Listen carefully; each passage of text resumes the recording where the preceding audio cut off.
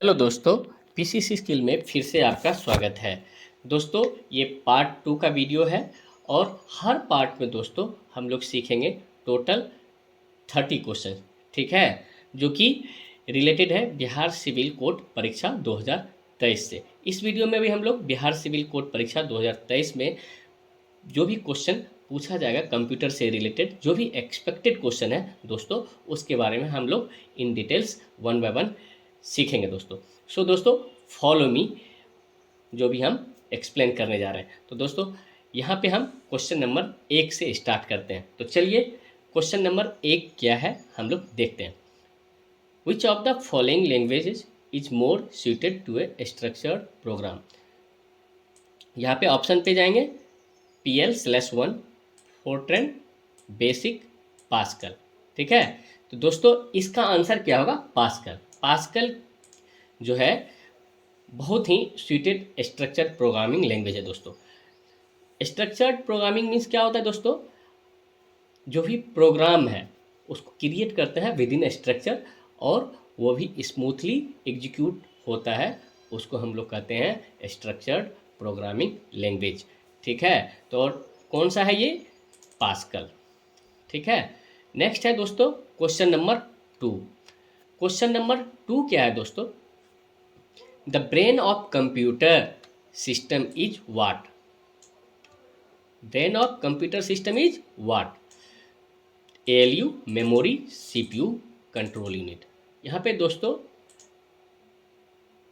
बिना टेंशन का, बिना कंफ्यूजन का आप ये आंसर आप चूज करके आए अपने एग्जाम में। CPU, इसका फुल फॉर्म क्या होता है? Central processing unit. जैसे सिस्टम हम लोग के पास ब्रेन है, उसी तरह कंप्यूटर का भी ब्रेन होता है। तो उस ब्रेन का नाम क्या है? CPU, central processing unit. चलिए, क्वेश्चन नंबर 3 के लिए हम मूव करते हैं। क्वेश्चन नंबर 3 में क्या है दोस्तों? विच of the following computer language is used for artificial intelligence, ठीक है। कौन सा कंप्यूटर लैंग्वेज जो है दोस्तों यूज हुआ है आर्टिफिशियल इंटेलिजेंस के लिए? जो भी ऑप्शन दिया गया है उसमें आपको पूछा जा रहा है। तो दोस्तों, जहाँ तक मुझे पता है ये प्रोलॉग जो है आर्टिफिशियल इंटेलिजेंस के साथ एसोसिएटेड है, इसलिए इसका आंसर होगा बी, प्रोलॉग, ठीक है। नेक्स्ट क्वेश्चन है दोस्तों question number 4। Which of the following is the first complement of 10? यहाँ पे दोस्तों हम लोग समझेंगे फर्स्ट वंस कंप्लीमेंट के बारे में। वंस कंप्लीमेंट है क्या? तो दोस्तों, अगर कोई भी नंबर आपको दिया जाता है, कोई भी बाइनरी नंबर दिया जाता है और उसका आपसे पूछा जा रहा है कि इस बाइनरी नंबर का वंस कंप्लीमेंट क्या होगा, तो आप घबराए नहीं, आप परेशान नहीं हुए दोस्तों। वंस कंप्लीमेंट वही है, अगर जो भी आपको बाइनरी नंबर दिया जाता है, जैसे यहाँ पे बाइनरी नंबर दिया गया है 10, तो सिंपली आप क्या करें, जो भी 1 है उसको रिप्लेस करते हैं 0 से, और जो भी 0 है उसको रिप्लेस करते हैं 1 से। वही आपका वंस कंप्लीमेंट है दोस्तों। तो यहाँ पे 10 का वंस कंप्लीमेंट पूछ रहा है, तो आंसर क्या होगा? 0 1, ऑप्शन नंबर ए। क्यों होगा 0 1? यहाँ पे सिंपली 1 को रिप्लेस कर दिए 0 से और 0 को रिप्लेस कर दिए 1 को, यही तो है वंस कंप्लीमेंट। तो यहाँ पे हम एक्सप्लेनेशन के तौर पे आपको समझाने के लिए जो है, जिसको समझ में नहीं आया, यहाँ पे हम लिखे हुए हैं एक्सप्लेनेशन के तौर पे, आप आसान तरीके से इसको समझ जाए। यहाँ पे क्या बोला जा रहा है? रिप्लेसिंग 1 विथ 0, मतलब जो भी 1 है उसको 0 के साथ रिप्लेस करें और जो भी 0 है उसको 1 के साथ रिप्लेस करें। That is nothing but ones complement, ठीक है दोस्तों। आई होप ये बहुत ही अच्छे रूप से आप लोगों का क्लियर होगा, ठीक है। और अगर इस तरह का क्वेश्चन आपके एग्जाम में आता है तो आप एकदम मज़े में इसको सॉल्व करके आएंगे। तो चलिए दोस्तों, नेक्स्ट क्वेश्चन के लिए हम लोग मूव करते हैं, जो कि क्वेश्चन नंबर है 5। विच of the following is the twos complement of 0 1 1 binary number? ये जो बाइनरी नंबर दिया गया है, अब यहाँ पे पूछ रहा है टूज कंप्लीमेंट। पहले तो पूछा वंस कंप्लीमेंट, अब पूछा जा रहा है दिए गए बाइनरी नंबर का टूज कंप्लीमेंट आप बताएं। तो दोस्तों यहाँ भी आपको परेशान होने की ज़रूरत नहीं है, घबराना नहीं है, ठीक है। बहुत ही आसान है, सिर्फ मुझे फोकस कीजिए, मैं क्या आपको एक्सप्लेन करने जा। वंस कम्प्लीमेंट क्या था, जितना भी जीरो है उसको वन के साथ रिप्लेस करें, जितना भी वन है उसको जीरो के साथ रिप्लेस करें, that is nothing but ones complement. और टूज कम्प्लीमेंट क्या होता है दोस्तों, इसको समझें। टूज कम्प्लीमेंट निकालने के लिए सबसे पहले आप वंस कम्प्लीमेंट निकालें। वंस कम्प्लीमेंट जैसे निकल जाएंगे उसमें आप एक को ऐड कर दें। तो चलिए सबसे पहले हम इस नंबर का वंस कम्प्लीमेंट निकालते हैं। वंस कम्प्लीमेंट के लिए क्या है, replace zero with one, one with zero, ठीक है। इसको जीरो को रिप्लेस कीजिए वन से, वन, ठीक है। और ये तीन वन जो है इसको तीन बार जीरो दे दीजिए, तो क्या होगा इसका ones complement, one triple zero, ठीक है। और टूज कम्प्लीमेंट क्या बोले, पहले वंस कम्प्लीमेंट निकालिए उसके बाद ऐड कीजिए वन को। तो दोस्तों यहाँ पे हम आपको अच्छे रूप से एक्सप्लेन किए हैं। देखिए, for twos complement we first find ones complement and then add one in that number, ठीक है। We have a binary number 0 1 1 1, यही है ना जिसका आपको बोला जा रहा है टूज कम्प्लीमेंट निकालने के लिए, वही है, ठीक है। तो यहाँ पे टूज कम्प्लीमेंट निकालने के लिए पहले आप वंस कम्प्लीमेंट निकालें और उसमें ऐड कर दें वन को। तो चलिए पहले वंस कम्प्लीमेंट निकाल लिए, ठीक है। आपको वंस कम्प्लीमेंट निकालने के लिए ऑलरेडी बता चुका हूँ, जीरो को रिप्लेस कीजिए वन से और वन को रिप्लेस कीजिए जीरो से, तो वंस कम्प्लीमेंट दोस्तों इसका निकल गया, ठीक है। अब इसमें क्या किया, वंस कम्प्लीमेंट निकालने के बाद इसमें ऐड कर दिया वन को, तो इसका आंसर क्या होगा 1001। देखिए ऑप्शन में है 1001, तो यही तो है दोस्तों आपका आंसर, देखिए, है ना। तो दोस्तों अब आप वंस कम्प्लीमेंट और टूज कम्प्लीमेंट दोनों निकालने के लिए सीख गए हैं, और मुझे बहुत ही उम्मीद है कि इस तरह का क्वेश्चन आप किसी भी तरह के कॉम्पिटिटिव एग्जाम में नहीं छोड़ के आएंगे दोस्तों। इस तरह का क्वेश्चन एक या दो क्वेश्चन तो आपको कोई भी कॉम्पिटिटिव एग्जाम में कंप्यूटर से रिलेटेड अगर रहता है तो पूछेगा ही पूछेगा, इसलिए इसको मिस ना करें, अच्छे से समझ लें बार बार पॉज करके, ओके। उसमें भी अगर नहीं समझ पा रहे हैं तो आप मुझे कमेंट बॉक्स में कमेंट करें और मैं आपको हेल्प करने का कोशिश करूँगा दोस्तों, ओके। तो चलिए नेक्स्ट है दोस्तों क्वेश्चन नंबर 6। क्वेश्चन नंबर 6 क्या है, which part interprets program instructions and initiate control operations. तो दोस्तों control operations, initiate control operations, which part interprets program instructions and initiate control operations. दोस्तों अगर आप एग्जाम में जाते हैं, जो क्वेश्चन अगर समझ में नहीं आता है, बार बार उस क्वेश्चन को 2-3 बार जो है एटलीस्ट पढ़ने का कोशिश करें। तो कितनी बार जो है आप फाइंड आउट करेंगे क्वेश्चन में ही आंसर छिपा रहता है। तो यहाँ से आप समझ सकते हैं which part interprets program instructions and initiate control operations, ठीक है। तो दोस्तों इसका जो है ब्लाइंडली आप कंट्रोल यूनिट आप ऑप्शन मार के आना अगर इस तरह का क्वेश्चन पूछता है तो। Next question, the binary system uses powers of what.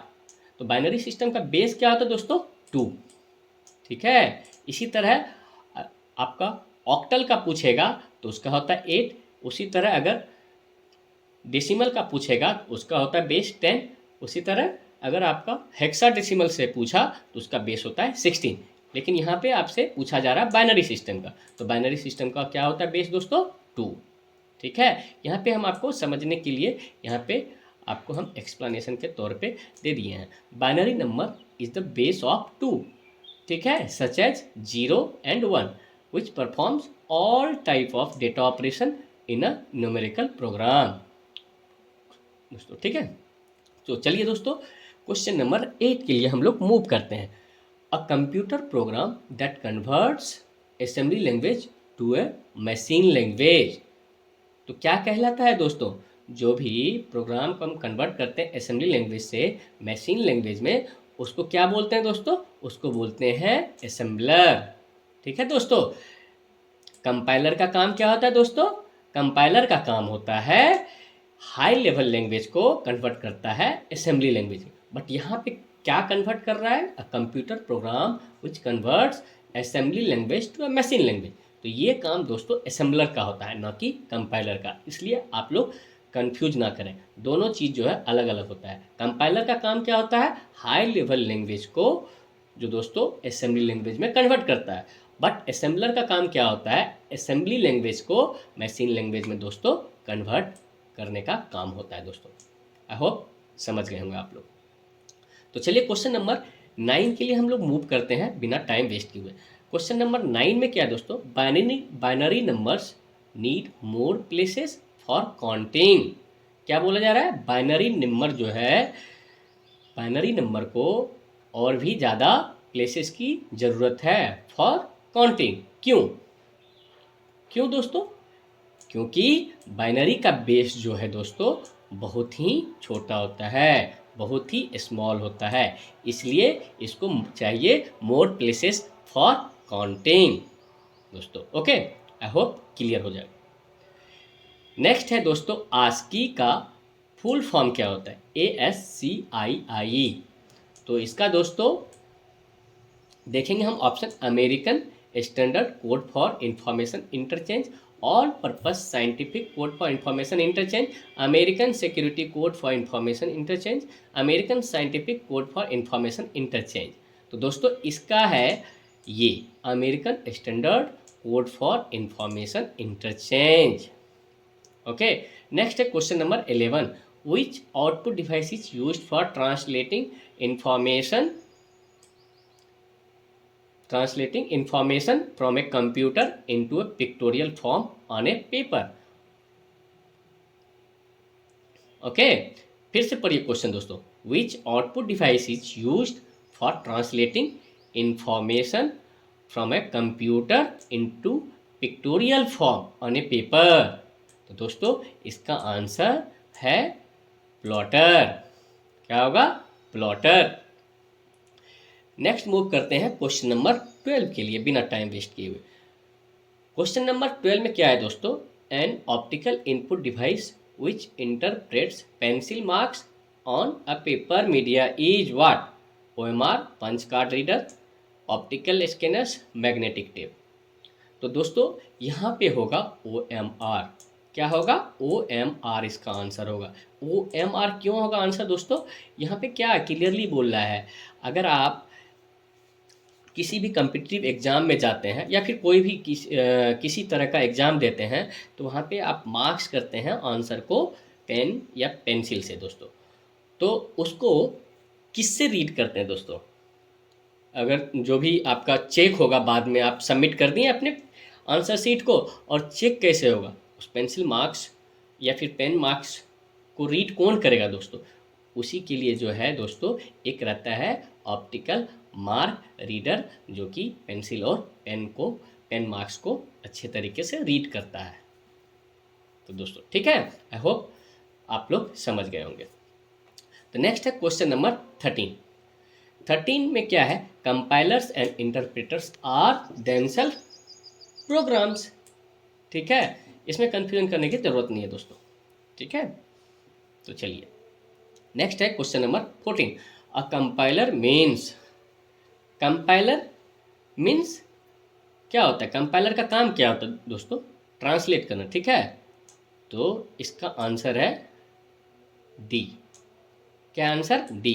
A program which translate source program into object program. A program which translate source program into object program.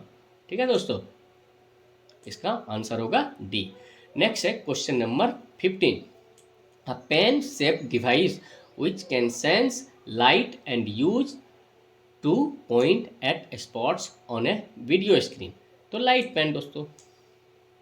ठीक है, बहुत ही आसान सा सवाल है दोस्तों, आप लोग कन्फ्यूजन ना पैदा करें इस तरह के सवाल के लिए, बेहिचक जो है आप आंसर मार के आए इस तरह। तो नेक्स्ट एक क्वेश्चन के लिए मूव करते हैं जो कि है 16, कंप्यूटर मेमोरी कंसिस्ट ऑफ। क्या क्या कंप्यूटर मेमोरी के पास रहता है दोस्तों? रैम, और इसका फुल फॉर्म क्या होता है दोस्तों? Random access memory. रोम, इसका क्या होता है full form? Read only memory ये है प्रोम, ठीक है। इसका क्या होता है दोस्तों, प्रोग्रामेबल रीड ओनली मेमोरी, ठीक है। तो मेरे हिसाब से दोस्तों ये सारा जो है कंप्यूटर का मेमोरी है, ठीक है। तो इसका आंसर होगा D, all of the above. Question number 17 के लिए मूव करते हैं दोस्तों।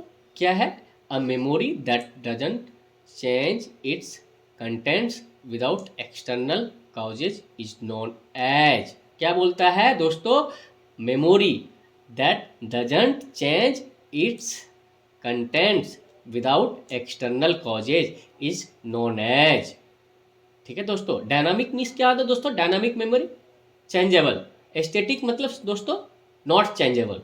तो दोस्तों वही बोला जा रहा है, a memory that doesn't change its contents. तो दोस्तों आंख बंद करके इसको मार्क है स्टैटिक। नेक्स्ट है क्वेश्चन 18। क्या है, RAM is used as a short memory because it is volatile, ठीक है दोस्तों। और रोम क्या होता है दोस्तों, नॉन वोलेटाइल। नेक्स्ट क्वेश्चन है दोस्तों 19, ठीक है। Which is a device that changes information into a digital form. क्या है, which is a device that changes information into digital form. तो इसका आंसर होगा दोस्तों डिजिटाइजर। क्या होगा, डिजिटाइजर। नेक्स्ट है दोस्तों question number 20। Which printers uses a combination of laser beam and electrophotographic techniques? Okay, इसका आंसर है दोस्तों लेजर प्रिंटर्स, ठीक है। ये सारा जो देख रहे हैं दोस्तों ये टाइप ऑफ प्रिंटर है दोस्तों, ठीक है। मेनली प्रिंटर का जो टाइप होता है दोस्तों वो दो टाइप का होता है, impact printer and non impact printer. ये सारा जो प्रिंटर देख रहे हैं ये ऑप्शन में ये इम्पैक्ट एंड नॉन इम्पैक्ट के अंदर वाला प्रिंटर है दोस्तों, ठीक है। नेक्स्ट हम लोग मूव करते हैं क्वेश्चन नंबर 21 के लिए। The two kinds of main memory are. क्या दोस्तों, the two kinds of main memory are RAM and ROM, ठीक है, RAM and ROM. Next question number 22। What is the name of the printer which prints all the as in a line before all the B's. तो दोस्तों जो भी printer line by line print कर रहा है, ठीक है, उसको क्या बोलते हैं, लाइन प्रिंटर, ठीक है। What is the name of the printer which prints all the as in a line before all the bees. So इसका आंसर होगा सी, लाइन प्रिंटर। नेक्स्ट हम लोग मूव करते हैं दोस्तों क्वेश्चन नंबर 23 के लिए। Who is the creator of the pascal language. Who is the creator of pascal language. तो दोस्तों सबसे पहला क्वेश्चन हम पास्कल लैंग्वेज के बारे में हम लोग सीखे, तो उसी का हम यहाँ पे हम एक्सप्लेन करने वाले हैं। पास्कल लैंग्वेज का क्रिएटर कौन है दोस्तों, कौन क्रिएट किया था, कौन डेवलप किया था दोस्तों, कौन। तो क्वेश्चन सॉरी ऑप्शन है निकोलस वर्थ, ठीक है, ये डोनाल्ड नॉर्थ, बेसिक पास्कल। तो ये सब दोस्तों जो है क्रिएटर का नाम है, ठीक है। तो यहाँ पर क्या आप यहाँ जो है ऑप्शन ए जो है आप आसान रूप से जो है इसको मार्क करें, निकोलस वर्थ, ठीक है। नेक्स्ट है question number 24। Which of the following are the two main components of CPU. दो मेन कंपोनेंट्स क्या है सीपीयू का दोस्तों, बहुत ही आसान है, control unit and ALU. Confuse ना हो इस तरह के आसान सा सवाल के लिए। नेक्स्ट है question number 25। 1024 bytes represent, 1024 bytes represent a what. दोस्तों क्या होगा दोस्तों, 1024 bytes represents what, a kilo byte दोस्तों, ठीक है। यहाँ पे हम और भी जो है उसको सारे को हम एक्सप्लेन कर दिए हैं इन डिटेल्स, ठीक है। 1024 byte equal to 1 kilobyte, 1024 kilobyte equal to 1 byte, 1024 megabyte equal to 1 GB, 1024 GB equal to 1 TB, TB मतलब terabyte, 1024 TB equal to 1 PB, PB means petabyte दोस्तों।